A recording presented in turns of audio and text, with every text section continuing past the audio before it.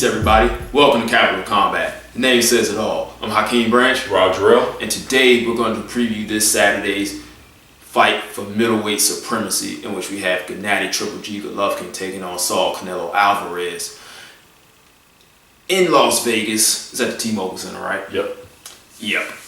None of that really matters. They're going to fight. We've been waiting on this fight for years, and now it's happening. Also have a pretty good undercard. We got Diego De La Hoya taking on Randy Caballero. Yep. You got that's a huge step up for De La Hoya, but Caballero hasn't really been active. So this is going to be interesting to see, is Diego De La Hoya ready? Right. Or is Randy Caballero back to form? Right.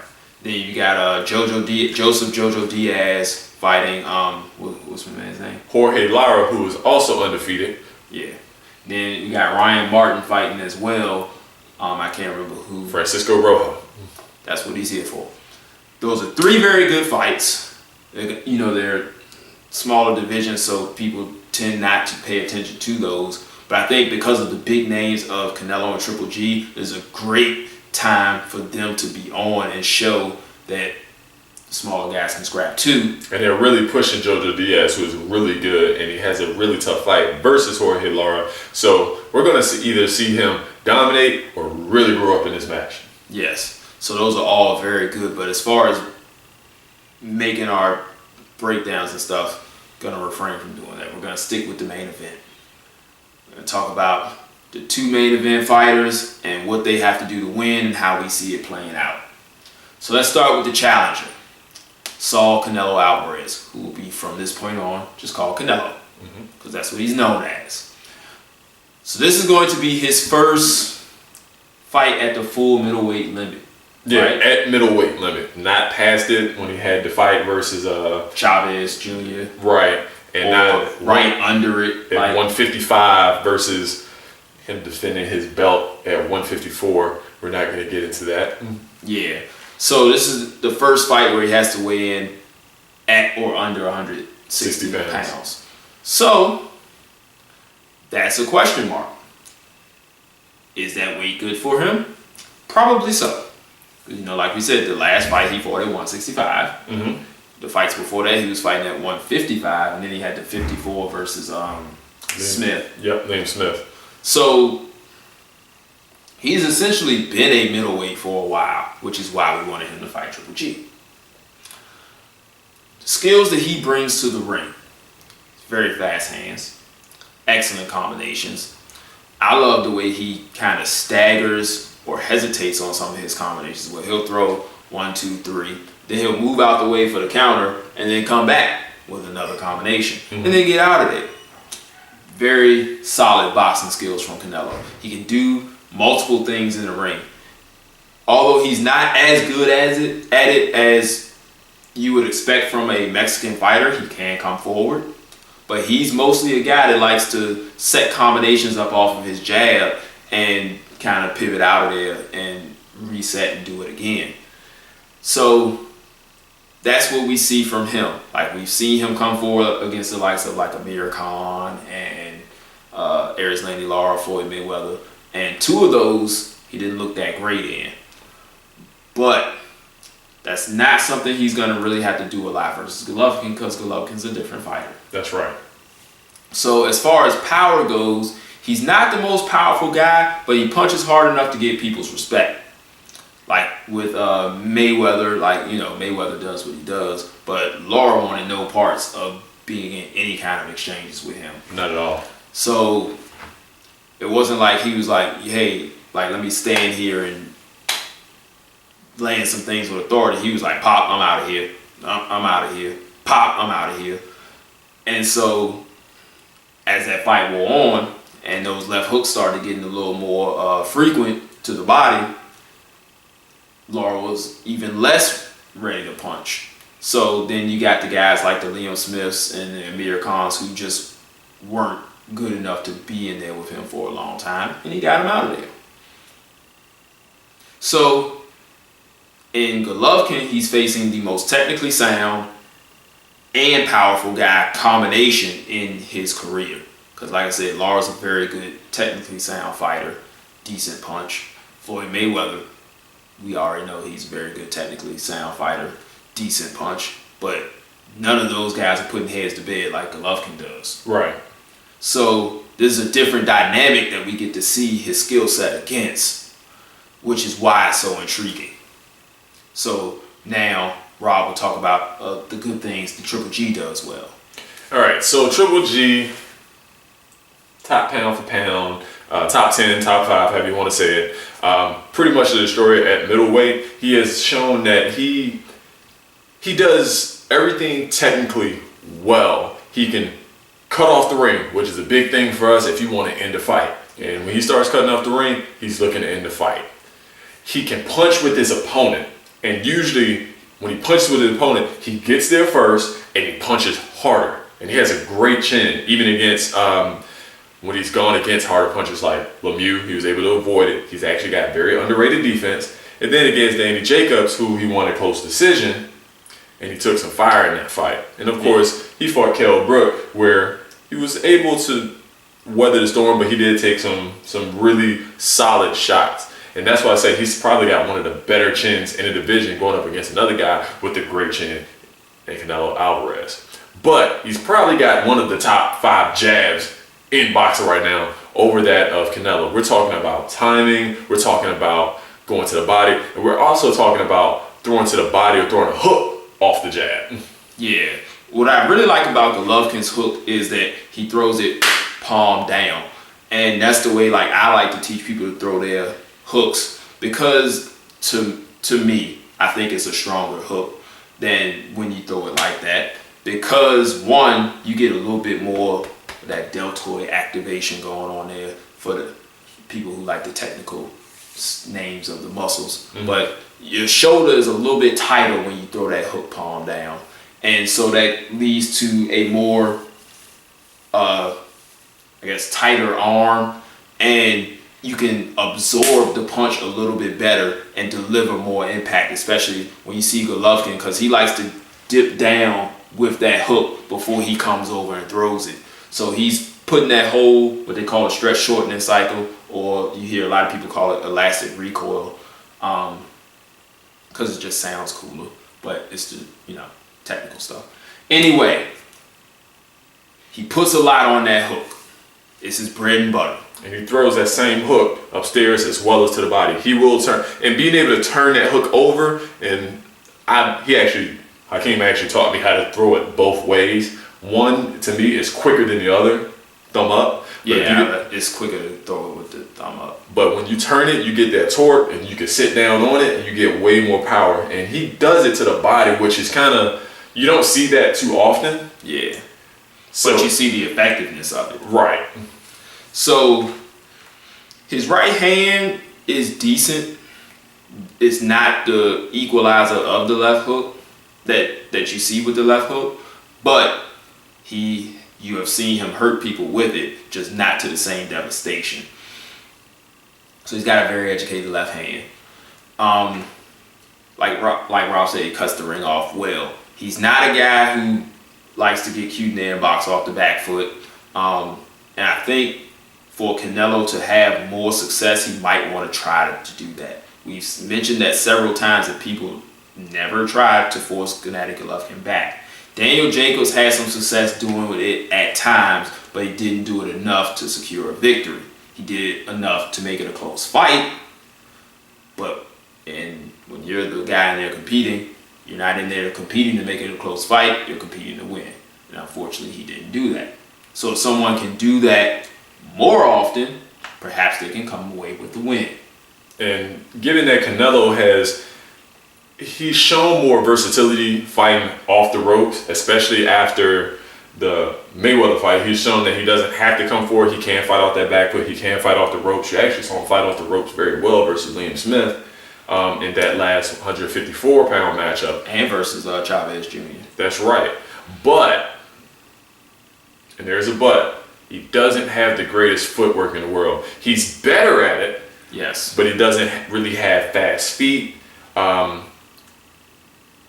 He doesn't really move quite as well as Golovkin. Now, Golovkin doesn't have the fastest feet, but they're very deliberate. Yes. He knows where he's going at all times. And he knows where he wants you to go.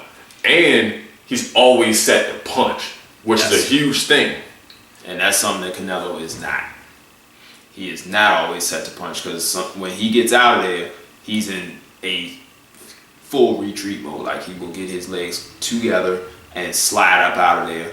But it's very slick. But if he gets caught when that's happening, he can go down. It hasn't happened yet, but he's in there with somebody that can make it happen. That's why I say that.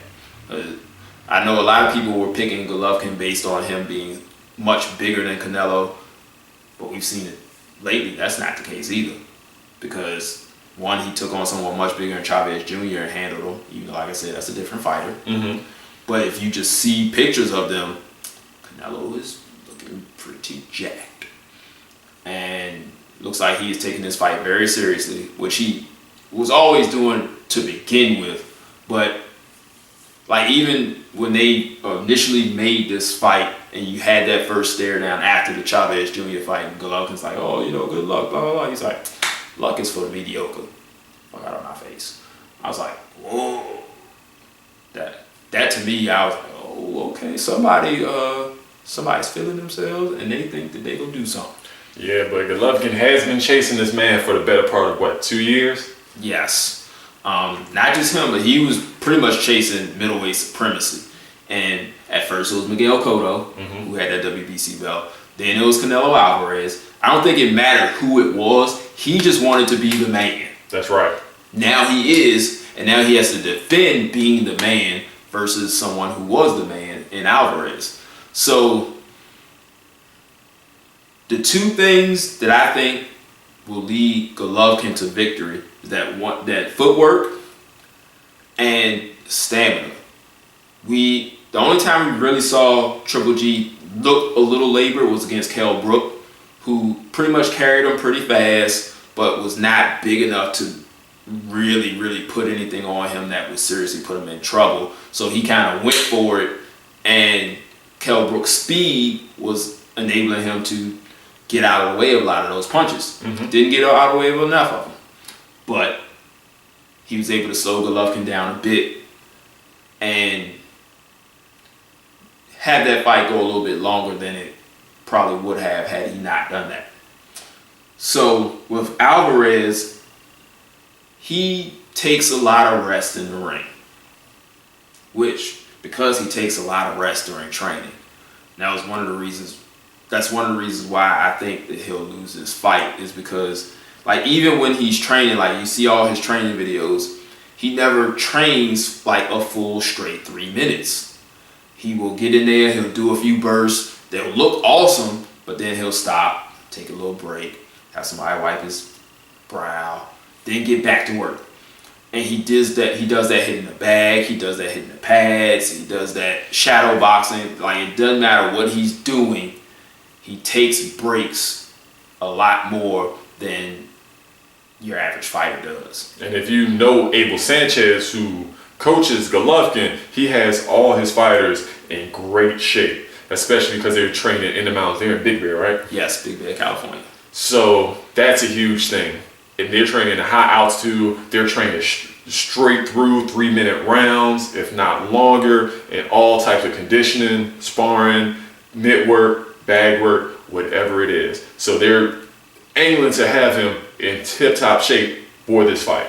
Yes. So those are the two things that I think will carry Golovkin to victory. Whether he stops him or not, I'm not so sure about that. I know a lot of people are picking him to win by stoppage, but I think he'll win a decision. Like, I haven't seen Canelo in that much trouble to the point that I would think that Golovkin will be the one that could do it. But it could be. I mean, it could happen. Now, we'll say this. In the Jacobs fight, Jacobs got knocked down, and mentally, he found himself. He was like, oh, as bad as I thought it was. And you saw him engage. For this, you have to be able to take Golovkin's power and show that you're not only can take it, but you're not afraid and will step right back into the box against him. Yeah. Canelo has to mentally determine whether he can take his power. I'm not saying take the power and just get hit for 12 rounds. No, that's stupid. We're talking about, I can get hit and it's not as bad, and be able to fire back. I would like him to see him shoot off those combinations and move out the way. Try to do his best to keep Golovkin from firing back when Golovkin wants to fire back. Right. And throw in the air. For Golovkin, I think if he can push the pace a little bit on Canelo, keep him moving backwards, and keep him from resting and taking those short rests, he has a better chance of knocking him out than just making it to 12 rounds or winning the 12-round decision.